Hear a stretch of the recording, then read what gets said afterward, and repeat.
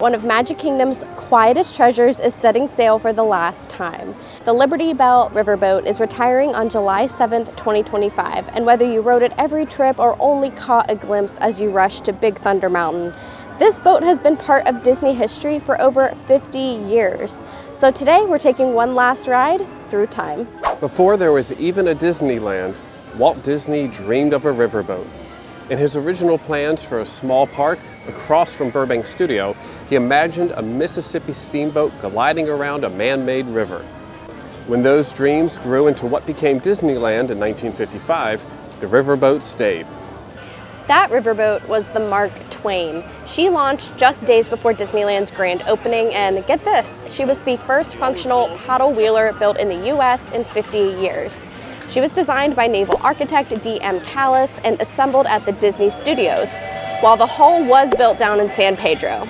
And Walt was so passionate about the project that when the money ran out, he personally covered the cost. Of course, like a lot of things during opening day at Disneyland, it didn't all go smoothly. On one of the first rides, too many guests ran to one side of the boat to look at a passing Indian village scene, and the Mark Twain nearly tipped. Water started flooding over the deck, and a few days later the boat even got stuck in the mud after being overloaded. From that point on, Disney capped the boat's guest limit at 300 people, and that rule is still in place today. Believe it or not, Magic Kingdom had two riverboats. The Admiral Joe Fowler was the first, and in 1973, the Richard F. Irvine joined the fleet, named after a legendary Disney executive. But their time together was short. In 1980, while lifting the Admiral out for refurbishment, she fell from a crane and was too damaged to save. From that point on, the Richard F. Irvine was the only boat left on the rivers of America. In 1996, the Richard F. Irvine got a serious glow-up. Everything but the hull, boiler, and engine was rebuilt. The new superstructure was made of aluminum and vinyl. And with that, the boat was renamed the Liberty Belle. She became a true part of Liberty Square with a name and style that fit right into the land's colonial theming.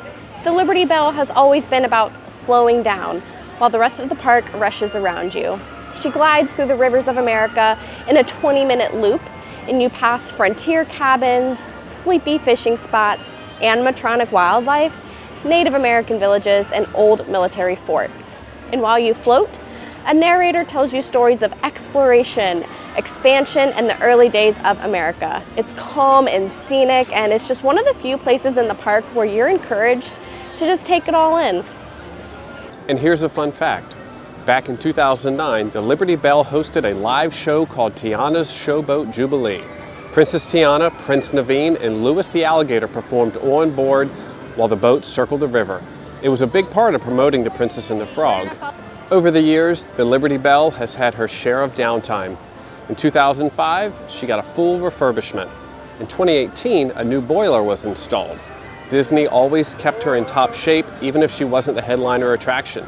She might not have had long wait times, but she was consistent, familiar, reliable. But now, change is coming to Frontierland.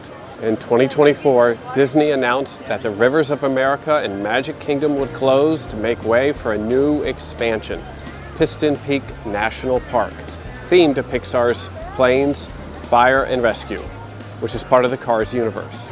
That means Tom Sawyer Island, the riverbanks, and yes, the Liberty Belle are all making way for something new. And on July 6th, 2025, the Liberty Belle will make her final voyage. For so many of us, the Liberty Belle wasn't a thrill ride or a must-do, but it was tradition.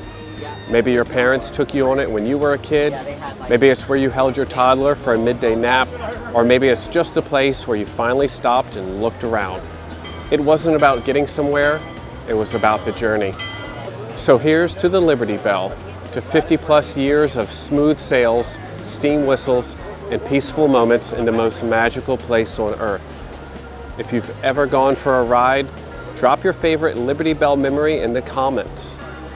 Thanks for watching. If you love Disney history, park nostalgia, or want to celebrate the classics before they're gone, hit that like button, subscribe, and share this with a friend who needs to hear it. See you on the next adventure, and until next time, but there's one more thing.